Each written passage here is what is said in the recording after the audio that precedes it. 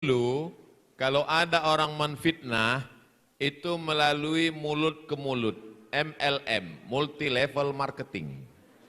Mulut si A sampai ke B, disampaikan ke si C, disebut dengan nammamun. La yadkhulul jannata nammam.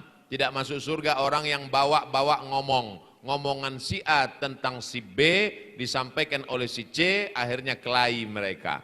Jadi sangat simpel zaman dulu. Kemudian berkembang kepada apa yang disebut dengan infotainment. Menjadi industri ketika masuk ke dalam TV. Lalu kemudian berkembang menjadi medsos. Medsos inilah ghibah yang luar biasa. Diposting di IG, dimasukkan ke TikTok, masuk ke Facebook, grup-grup WhatsApp. Jadi kalau saya kena fitnah, saya posting sekali untuk membantah. Karena kalau kita difitnah, kita diam, disangka orang fitnah itu benar. Maka yang difitnah, dia mesti beli klarifikasi.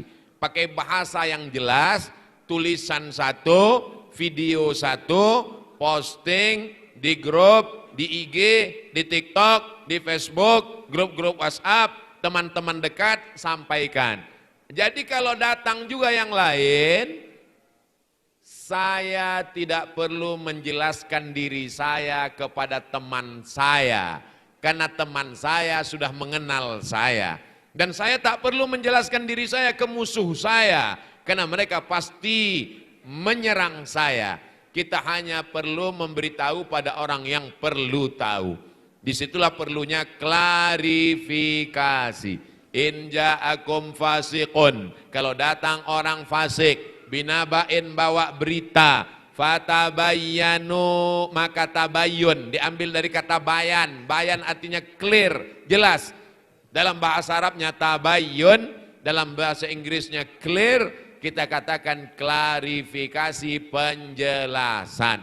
Ada orang yang tidak paham, kita kasih paham. Tapi ada orang yang makannya dari gagal paham. Ini yang susah. Dia kalau nggak paham nggak makan. Dia kalau paham nggak makan, maka dia selamanya memang berusaha untuk nggak paham biar supaya makan. Mudah-mudahan saudara kita yang makan dari gagal paham segera bertaubat insya Allah. Amin.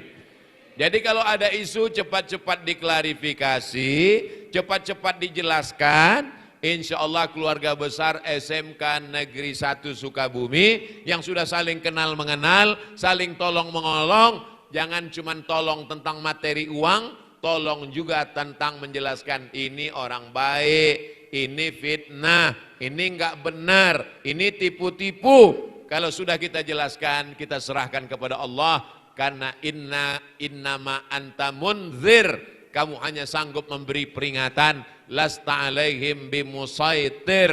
Kamu tidak punya kuasa. Saya sampai hari ini hanya bisa menjelaskan, beri klarifikasi, datang ke Majelis Ulama Indonesia, ketemu dengan para alim ulama, bertemu dengan tokoh masyarakat. Lebih daripada itu sudah di luar kuasa kita, bagian dari ujian dari Allah Subhanahu wa taala. La haula wala quwata illa billah. Allah tidak akan membebani lebih dari kemampuan kita. La yukallifullahu nafsan illa us'aha.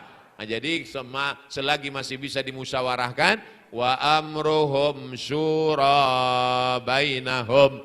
Apapun isunya, isu masalah gerakan radikalisme, isu masalah keluarga, isu ormas terlarang, isu anti NKRI, isu macam-macam isu, itu saya klarifikasi. Itu metode saya dalam menjelaskan.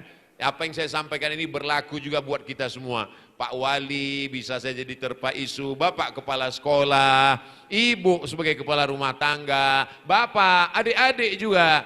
Maka manhajuna manhajul bayan. Metode yang kita pakai adalah metode penjelasan. Lebih daripada itu, maka di luar kuasa. Ustadz pernah membawa ke ranah hukum, ya.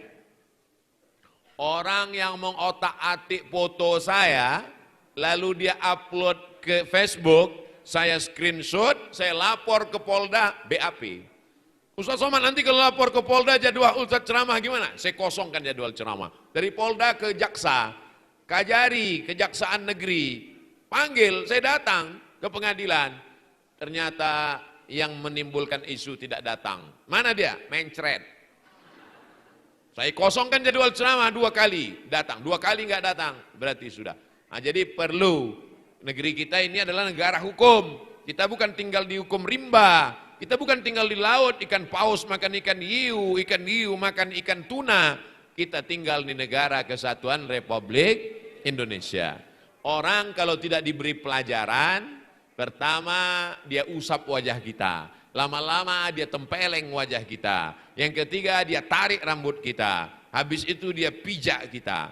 Teman saya enggak sekasar itu Pak Ustadz, dia cuma cubit aja. Bagus, tapi yang dicubitnya ginjal saya. Memang fitrah manusia ini kalau kita tidak bersikap, mereka akan menginjak kepala kita. Maka dalam Islam tidak hanya maaf, tidak hanya ada terima kasih, tapi juga ada hukum. As-sinnu bis-sinni. Kalau gigimu dipatahkan, patahkan gigi dia. Al-ainu bil-aini. Kalau matamu ditusuknya, tusuk juga mata dia.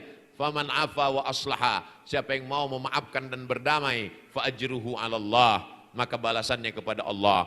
Bahwa masalah ini perlu diangkat ke ranah hukum, ya. Bahwa ada maaf ya, tapi hukum tetap berlanjut. Demikian, wallahu a'lam bishawab.